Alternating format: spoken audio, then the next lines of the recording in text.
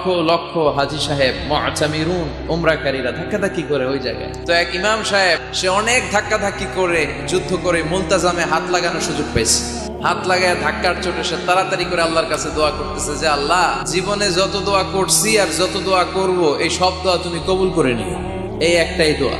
He work smart, say smartly কাজ করেছে। He doesn't work hard, সে কষ্ট করে ওদিকে ধাক্কাধাক্কির মধ্যে আল্লাহ আমারে গাড়ি দাও, বাড়ি দাও, নারী দাও, এটা লাগবে ওটা লাগবে, আমার অসুস্থতা, আমার শাশুড়ি অসুস্থ, আমার আম্মা অসুস্থ, এরে ভালো করো, এরে সম্পদ দাও, এর দারিদ্রতা বিমোচন করো, এত কিছু এখানে করার সুযোগ নাই। ওইখানে ধাক্কাধাক্কি, ওখানে যুদ্ধ।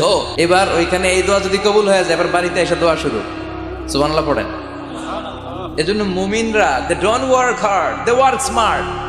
তারা মেধাকে কাজে লাগায়, ঝোপ বুঝে কোপ মারে। যখন দোয়া করলে কবুল হয় তখন দোয়া করার দরকার আছে না নাই?